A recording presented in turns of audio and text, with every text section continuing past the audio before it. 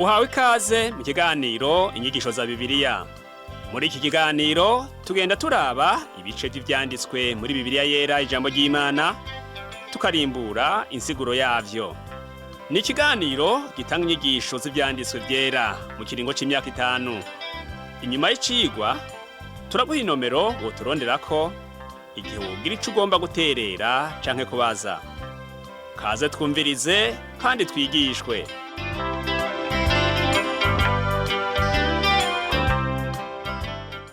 Nshuti nawe mugenzi uri kurumviriza iki cigwa c'inyigisho za Bibiliya, ndakuramukije amahoro y'umwami wacu Yesu Kristo abane nawe.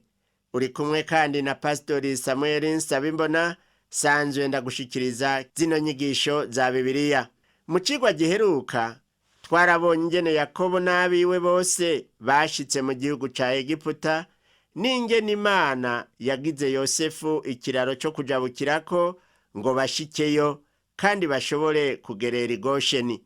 Mu bisanzwe aho i Gosheni niho hantu hari hatunze cyane kandi hamera kurusha ahandi hose muri Egiputa. Ariko kubera yuko hari mu nzira, nta ntara n'imwe yaboneka ko ifise akamaro kuri nyeneyo nk'uko ko muri Gosheni.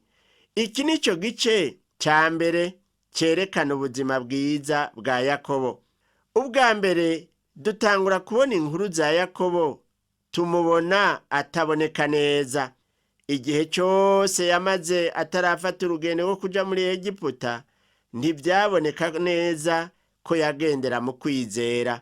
Ico twamubonye ko gusa nuko yitandukanije na bene se mu nyifato zabo mbi bahora bagira, kuko twumvise ngo yahora abwira se ibibi bahora bakora.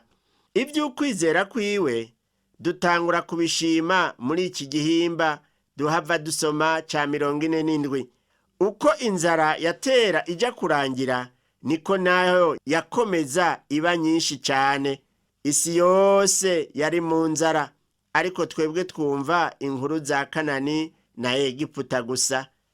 Egome nivyo koko, inzara uko yatera ija mu guhera ya myaka ndwi yari yayigenewe, niko yatera iba nyinshi, kuko ibifungurwa vyagenda biragabanuka.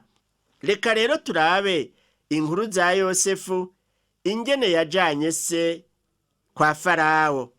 Umurongo wa mbere wo muri iki gihimba ca 47 cyo mu gitabo c'Itanguriro, tubona ngo Yosefu araheza aragenda abwira Farawo ati, data n'abo tuvukana bashitse ino bavuye mu gihugu c'i Kanani, hamwe n'imikuku yabo, amasho yabo n'ivyo bafise vyose, none bari ngaho mu gihugu c'i Gosheni. Yosefu agiye kubwira Farawo muri Egiputa yuko se na bene se bashitse. Imbere yo kubasabira aho bazoba, yabaye arabashira i Gosheni.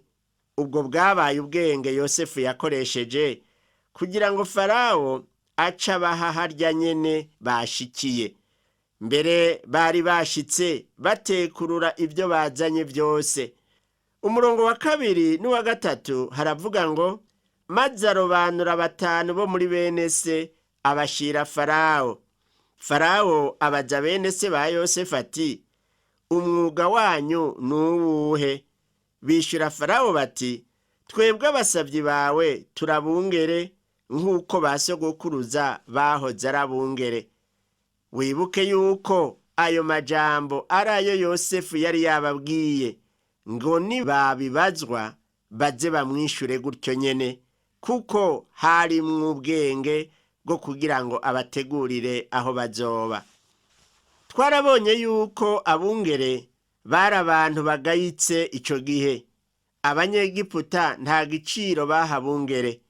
Ivyo nivyo vyaciye bibafasha baronka uburyo bwo kwibera aho i Gosheni, aho bakora ibikorwa abanyegiputa batashaka gukora.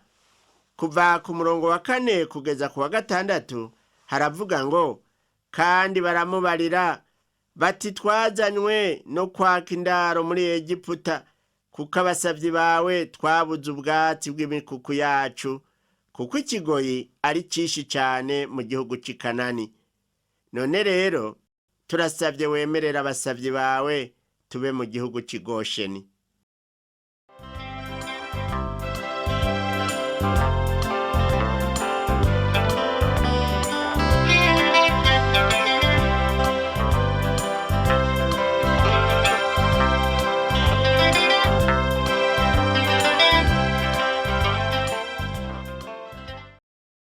Farawo abarira Yosefu ati so nabo muvukana ko baje kuri wewe igihugu ca Egiputa ngicyo, ubagerere aharuta ahandi ubwiza, babe mu gihugu cy'i Gosheni, kandi nambuzi abahanga muri bo ubagire abungere b'inka zanje. Kubera ko ivy'ubwungere abanyegiputa batabikunda, Farawo yarakeneye uwo muragirira amasho yiwe. Hanyuma Yosefu ashikana se imbere ya Farawo. Aho rero cabaye igihe gihambaye kuri Yakobo, mbere nta handi na hamwe tubona yerekanwa mu cubahiro nk'icyo.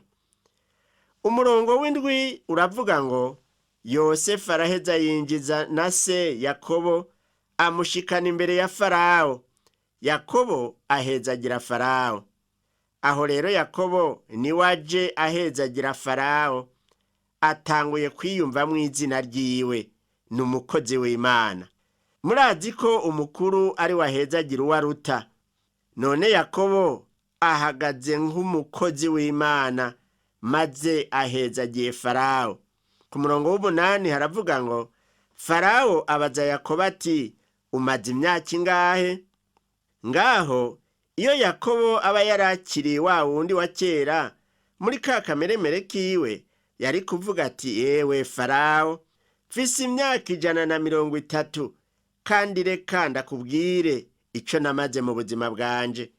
Ati mu busore bwanje nararushije ubwenge mu kugwanje, hanyuma ndahava ndabarusha, hanyuma ndaheza ndaburusha na data bukwe, ndamurusha itunga. Yari kwirata ibyo yaciyemwo muri ka kameremere kiwe. Yari kuvuga n'ibindi vy'ukurata umuryango wiwe, ingene yagize abahungu 12 n'ibindi. Ariko noneho Yakobo yari yaramaze guca bugufi, yari yarahindutse. Turabe ingene yishuye. Ku murongo w'icenda haravuga ngo Yakobo yishura Farawo ati imyaka yanje y'ukubaho kuri iyi si ni 130. Iyo myaka mbayeho ibaye mike kandi mibi, ntingana n'imyaka basogokuruza bamaze ku minsi yo kuzerera kwabo. Icambere ngaha nuko yamanutse muri Egiputa afise imyaka 130, hanyuma hakazogera kwapfa afise imyaka 147. Azomara rero muri Egiputa imyaka 17. Aha rero ndibaza ko yaje muri Egiputa hasigaye igihe gito cane ngo apfe. Ariko umunezero yagize wo gusanga Yosefu akiriho waramwongerereje intege, kugeza aho amara iyindi myaka 17 yose imbere y'uko apfa. Ijambo ry'Imana rivuga ngo umunezero w'Uhoraho niwo nkomezi zanyu. Umubonano Yakobo yahawe na Farawo wari umwanya wo kugira ibyo yirata, ariko noneho Yakobo yaza amaze guhinduka. Avuga ati mfise imyaka 130, ariko ntaco mfise no kwirata. Iyo myaka mbayeho ku isi ibaye mike kandi mibi. Ntiyirata ko yarushije ubwenge se akamuhenda, ahubwo avuga ati sino kwigereranya na basogokuru. Imyaka yanje ntingana niyo basogokuru bamaze. Aho turumva yuko Yakobo yahindutse, atakiri Yakobo wa kera. Aha Imana icubahiro kubw'ubuzima bwiwe, kandi ntiyiratira vyinshi yakoze. Umurongo wa 10 uvuga ngo Yakobo ahezagira Farawo, araheza ava imbere yiwe. Biraboneka ko Yakobo yamaze gushika, ahabwa uburyo bwo kurata ico yamaze. ariko ibyo ntiyabishize ku mutima. Ntiyari ababaye kwereka Farawo ko yabaye umugabo akomeye i Kanani. Nta byo kwirata, ahubwo yumva ko yari umunyabyaha, ariko Imana ko yamugiriye imbabazi. Muri iki gihe abakristo benshi ntibatinya kwirata, kandi hari benshi twirirwa dukomera amashi kubera ubukuru bwabo n'ibyo bakoze. Yaba twavugisha ukuri, twomenya nyabuna ko turi abanyabyaha bagiriwe imbabazi, tugaheza tukirata umukiza wacu gusa, we yatugiriye ubwo buntu kandi akatwihanganira mu myaka yose twataye. Natwe ntawovuga ngo ndaruta ba sogokuru. Umuhungu umwe yiga ku ishure ya koleje, se wiwe nawe akamaza kuri iyo shure kuvuga ubutumwa bwiza. Uwo muhungu nawe agaca yigwaza kugira ngo ntaze n'ukumva ibyo se yigisha, ngo bahave banamenya ko ari umwana wiwe, kuko uwo muhungu yakora ibyaha akifata nabi, maze akumva isoni nyinshi cyane yo kwitwa umwana w'umukozi w'Imana. Amaze imyaka 4 muri iyo shuri, yagiye mu bindi bikorwa nk'abandi. Amaze y'imyaka 2 niho yatahura ko se yari umugabo w'intwari.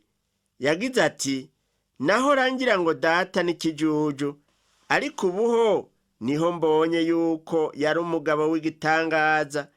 Yatunze neza umuryango wiwe kandi akaba umwigisha akomeye wa Bibiliya. Inyuma y'iyo myaka 2 hoho, nasanze data yarize byinshi cyane kandi yarateye imbere bikomeye. Niho yatahura yuko se yamuruse cyane. Natwe kuri benshi niko biri. Kuri Yakobo naho Imana ishimwe, kuko yamuhaye guca bugufi muri iyo myaka yarangiza ukubaho kwiwe.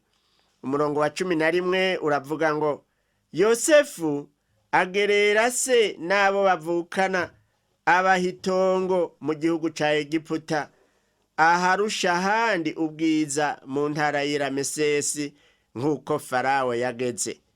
Intara ya Ramesesi niyo ya ntara ya Gosheni. Ku murongo wa 12 n'uwa 13 havuga ngo, Yosefu ahase abo bavukana n'abo mu rugo rwa se bose ibyo kubatunga, ukurikije igitigiri c'abana bo mu nzu zabo. Nuko mu gihugu cyose ntihaba hakiboneka ibyo kurya, kuko ikigoyi cari cishi cyane, bituma abo mu gihugu ca Egiputa n'abo mu gihugu c'i Kanani bagwa isari kubw'inzara. Hano havugwa Egiputa na Kanani birabwa n'izo nkuru z'abo bantu. Iyo Yakobo aguma i Kanani n'abiwe bari gupfa. Impeke zari zabitswe muri Egiputa, ariko nta zindi zariko zirimbugwa. Kandi ikigoyi cari gikandamije ibihugu byose vya Afrika. N'uruzi Nili rwahora ruvomera igihugu kikamera, nta mazi rwari rugisikanayo. Umurongo wa 14 uravuga ngo, Yosefu akoranya amahera yose yari mu gihugu ca Egiputa no mu gihugu c'i Kanani, bazanye gusumisha, ayajana kwa Farawo. Aha rero habonetse ikintu catumye Yosefu bamwinuba. Abantu baravuze yuko yikitse mu kiza c'ubukene akagura intara. Aha rero baramurengeye akarimbi. Mu byo yakora, Farawo niwe yari mukuru. Ibyo yinjiza byose ntibyari ibyo kwitungisha wenyene. Nta na kimwe yakoresheje ngo asahure, ntaco yoba yarishigarije ngo ni inyungu yiwe ivuye mu kwikika mu kiza c'inzara.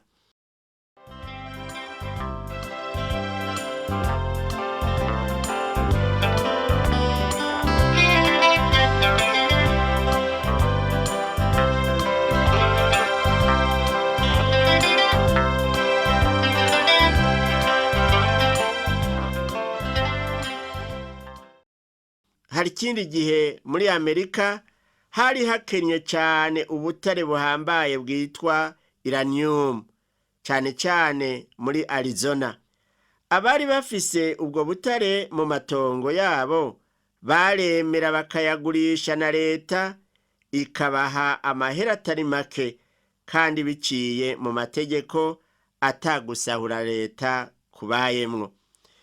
Yosefu nawe yafashije abanyegiputa kugira ngo baronke ico barya, ariko hakagira n'ico batanze. Byari bikenewe kuko vyabaye magiriranire, kandi no muri iki gihe niko ubuzima butunganijwe. Umwe afise amafaranga, uwundi akagira ico akeneye, baraheza bakumvikana, umwe agatanga amafaranga agaheza akaronka ico akeneye. Kuva ku murongo wa 15 kugeza ku murongo wa 20 haravuga ngo, amahera yose aheze mu gihugu ca Egiputa no mu gihugu c'i Kanani, abanyegiputa bose baja kwa Yosefu bati, duha ivyo kurya ntitugwe imbere yawe kuko amahera yaheze. Yosefu arabishura ati, nimuzane ibitungwa vyanyu, nanje ndabagurira ivyo kurya mu bitungwa vyanyu, asangwa amahera yaheze. Bazanira Yosefu ibitungwa vyabo, Yosefu abagurira ivyo kurya ku mafarasi, imikuku, amasho n'indogoba. Abasumira ivyo kurya uwo mwaka, abibaguriye ku bitungwa vyabo vyose. Uwo mwaka uheze, mu mwaka ugira kabiri, bamuzako baramubarira bati, databuja, ntitwoguhisha yuko amahera yacu yose yaheze, kandi amasho yacu yose yacitse ayawe databuja. None urabona ko ataco dusigaranye databuja, atari imibiri yacu n'amatungo yacu. None ntitugwe imbere yawe, amatongo yacu ngo ahinduke imisaka, nuduhe utwo kurya. Ubu tuguranye n'amatongo yacu, ducika abaja ba Farawo, atuganzanye n'amatongo yacu. Uduhe n'imbuto ntidupfe, tubeho, igihugu ntigihinduke imisaka. Nuko Yosefu agurira Farawo amatongo yose yo muri Egiputa, kuko umunyegiputa wese yagurisha imirima yiwe, kuko ikigoyi cabateye cane. Nuko igihugu cose gicika itongo rya Farawo. Ntawokekeranya ko ikigoyi cari giteye ubwoba cane. Umurongo wa 21 uravuga ngo, abantu nabo abagira baja mu gihugu cose ca Egiputa iyo kiva kikagera. Abantu bose basidukira mu bisagara hafi yaho bazi yuko habitswe impeke. Muribuka yuko aho mu bisagara ariho Yosefu yari yatoye kuva mu ntango kugira ngo bahegeranirize izo mpeke. Ubu naho atumye abantu begeranira hafi yaho, kuko ariho baziga ivyo kurya. Ku murongo wa 23 n'uwa 24 havuga ngo, Yosefu abarira abantu ati, ehu umunsi ndabaguze, mubaye aba Farawo mwe n'amatongo yanyu. None ngizi imbuto zo kuja kubiba, ariko uko muzokwimbura kose, muzokwama muha Farawo 1/3 c'ivyo mwimbuye. Namwe ibindi bice 4 bizoba ivyanyu, ngo mubikureko imbuto, bibe n'ivyo kurya vyanyu, n'abo mu ngo zanyu n'abana banyu. Yosefu arazi yuko kigoyi kizohera mu mwaka ukurikira. None abwiye abantu ngo bitegure bagende babiba imbuto. Umurongo wa 25 n'uwa 26 havuga ngo, baramubarira bati, udukijije urupfu, komeza utugirire ikigongwe databuja, natwe tuzoba abaja ba Farawo. Nuko Yosefu abigira icagezwe kikiriho no gushika ubu, yuko 5 c'ivyimbugwa vyo mu gihugu ca Egiputa kizoba ica Farawo. Amatongo y'abaherezi yonyene niyo atabaye aya Farawo. Turabe Yosefu naho ingene yemereye Yakobo ko azomuhamba i Kanani. Kuva ku murongo wa 27 kugeza kwa 31 haravuga ngo, Abisirayeli baba mu gihugu ca Egiputa mu ntara y'i Gosheni, baronkerayo ibintu, bararondoka, baragwira cane. Yakobo amara imyaka 17 ari mu gihugu ca Egiputa. Nuko imyaka Yakobo yamaze ni 147. Iyo niyo myaka y'ukubaho kwiwe. Nuko igihe cyo gupfa kwa Isirayeli kiri hafi, ahamagaza umwana wiwe Yosefu, aramubarira ati, niwaba uzongirira neza, ndakwinginze nushire ukuboko kwawe munsi y'ikibero canje, wemere kunyobokera no kumbera umwizigirwa. Ndakwinginze ntuzumpambe muri Egiputa. Ariko ninagera gupfa ngasanga basogokuru iyo bagiye, uzonkure muri Egiputa, umpambe mw'isenga ryabo bahambwemwo. Aramwishura ati, nzogenza uko umbariye. Aramubarira ati, ndahira. Aramurahira. Isirayeli araheza yunama ku musego wo ku buriri bwiwe. Ndibaza ko ari vyinshi vyatumye Yakobo asaba guhambwa i Kanani. Yarabona yuko yegereje kuzohava apfira muri Egiputa, kandi yarabona yuko ukuntu Yosefu yashoboye kugarurira Farawo igihugu cose bitari bisanzwe. Yarabona rero yuko abo mu muryango wiwe bazohava bamererwa neza muri Egiputa, ntibifuze gusubira i Kanani.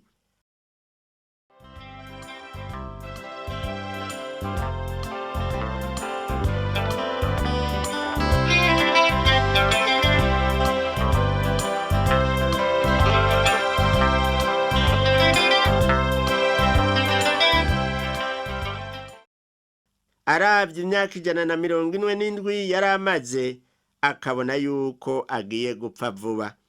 Kugira ngo Yakobo yisabire kuzohambwa i Kanani, yari yiyumvamwo isezerano Imana yari yarahaye ba sekuru.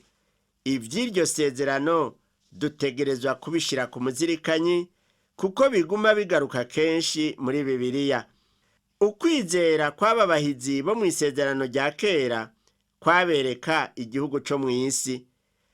Ntibari bwahishurirwa ivy'umwami tuzosanganirira mu kirere, akadushikana muri Yerusalemu nshasha, aho ishengero rizoba ibihe bidashira. Aburahamu yari yizeye kuzozuka ava mu gihugu ca Kanani, maze aca asabwa guhambwa aho nyene. Isaka nawe nyene nivyo yari yizeye. None raba na Yakobo, ivyo vyizigiro nyene nivyo vyatumye yisabira kuzohambwa mu gihugu c'i Kanani.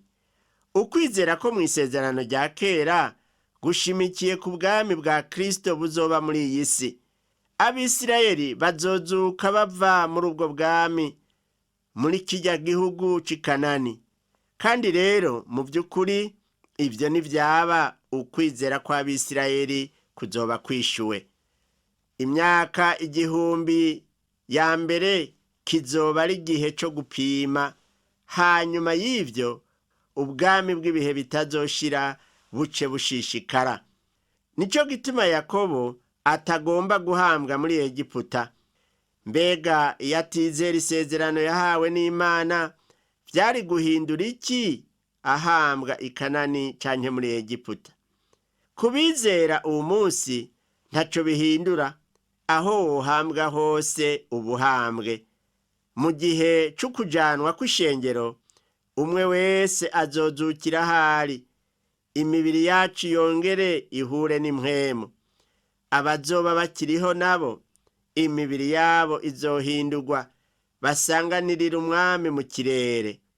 Aho rero nta tandukaniro rizohaba ngo nuko umuntu yahambwe muri Egiputa, i Kanani, i Burundi, eka canke ahandi hariho hose, nko mu Budagi, mu Buraya, muri Amerika canke ahandi kw'isi.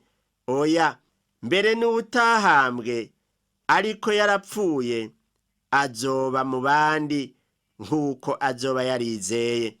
Abazoba bakiriho muri Kristo n'abazoba bapfiriye muri Kristo, aho bazoba bari hose muri ivyo bihugu tuvuze n'ivyo tutavuze, bose bazorerugwa basanganirira umwami Yesu Kristo mu kirere.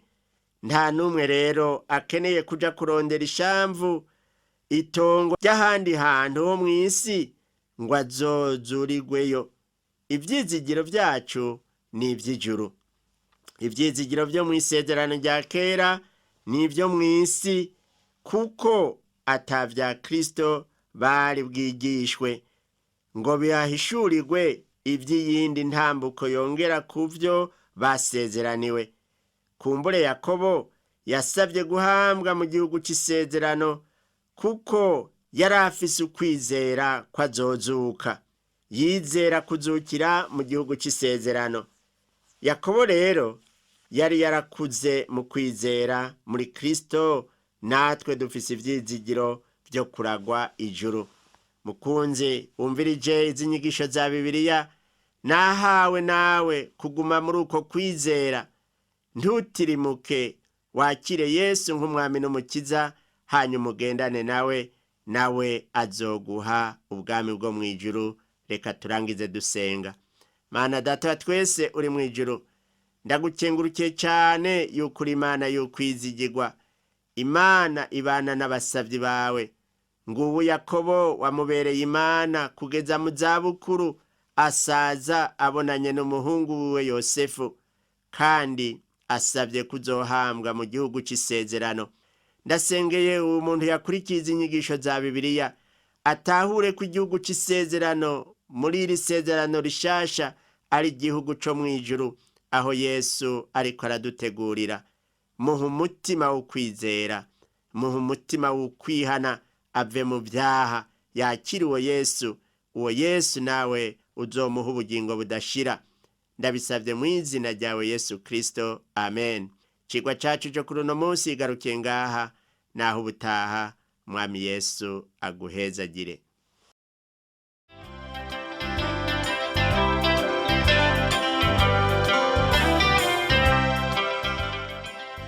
Wakoze kumviriza icigwa c'ijambo ry'Imana c'uyu munsi. Ushobora kumviriza n'ibindi biganiro by'inyigisho za Bibiliya, canke ukabikwega kuri uru rubuga rwa interinete rukurikira: http utuburungu tubiri uturongo tubiri duhengetse ttb akaburungu twr akaburungu org. Ushobora kumviriza ikiganiro cyo muri iyi ndwi, canke ugafyonda ahanditswe ngo rondera ukurikije itariki kugira ngo wumvirize ikiganiro camaze kurengana. Ushobora no gufyonda ahanditswe ngo rondera ukurikije ivyanditswe kugira ngo wumve ibiri muri ico gice c'ivyanditswe vyera ugomba. Ufise ico wunganira canke ubaza, twandikire. Email ni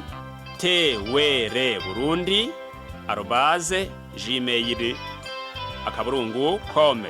Ushobora kandi kudusanga kuri Facebook yitwa TWR Burundi. Ushobora no kutwakura kuri iyi telefone yo mu biro. Inomero ni 22 24 26 57 mu masaha y'akazi. Canke kuri telefone ngendanwa, inomero ni 69 67 12 77 79 74 19 93. Udusanga kandi kuri WhatsApp, nimero ni 79 38 71 99. Yesu aguhezagire.